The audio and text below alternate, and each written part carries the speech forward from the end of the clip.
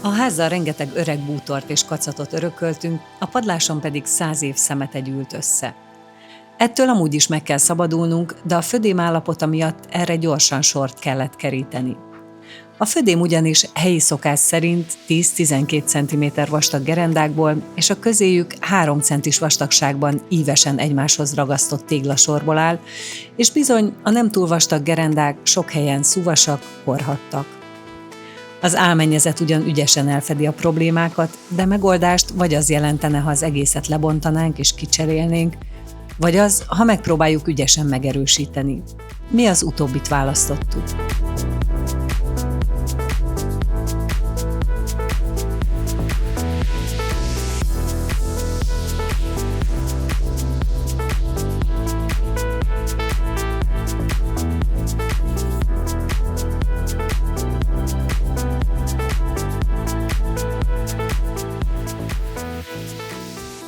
A mi módszerünk a megerősítésre az, hogy visszapucoljuk a risz-ross simítást a szerkezet tetejéről, aztán egy legfeljebb 5-6 cm-es vasalt betonlemezt készítünk a szerkezet fölé úgy, hogy ez benyúljon 10 centire a falakba is. A régi, korhadt fagerendákat megtisztítjuk, lekezeljük, 30 centinként, vagy ahol megfelelő faanyagot találunk, állványcsavarokat hajtunk beléjük, és ezeket 2 szál 10-es betonvashoz drótozzuk. Ez a kötés fogja elosztani a terhelést a régi és az új födém között.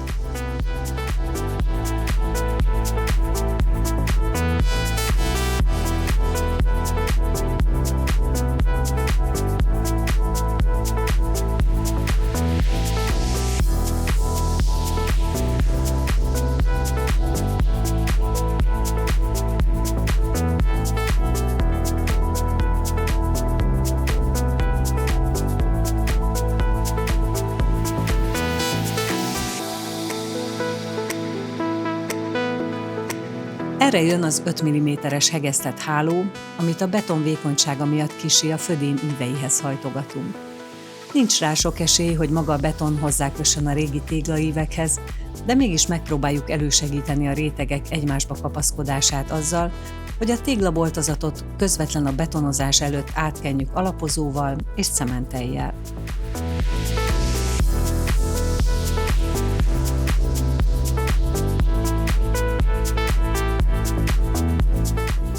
Olyan erős betont használunk, amilyet csak a zsugorodás veszély miatt merünk, azaz 2,5 adag kavicsot keverünk 1 adag cementtel. Ha kész a vasalás, akkor kis adagokban kézzel bekeverjük a betont, és szakaszról szakaszra bedolgozzuk a hálóba.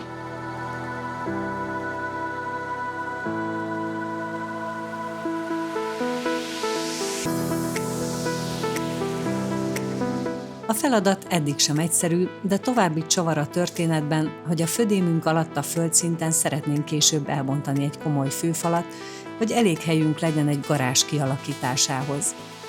Ahhoz, hogy a födémet mégis megtartsa valami, vagy akkor, vagy most, ki kell váltani ezt a főfalat, és ez most sokkal egyszerűbb. Az egyszerű azt jelenti, hogy az 50 centis fal felső 30 centijét úgy kell elbontani, és egy 20x30-as erős vasbetongerendát önteni rá, hogy közben mégis megtartsa két felől a födémet.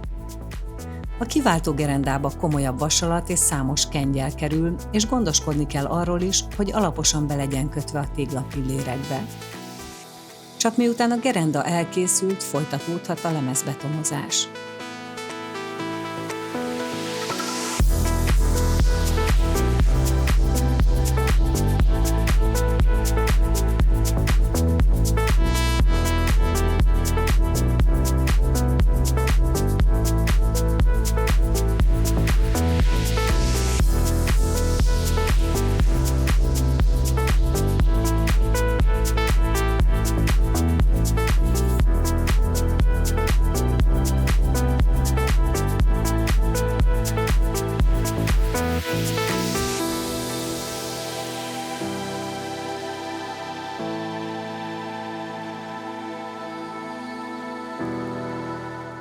Az így elkészült lemez ugyan elég erős, de a teher minimalizálásának kényszere miatt meglehetősen hetehupás lesz.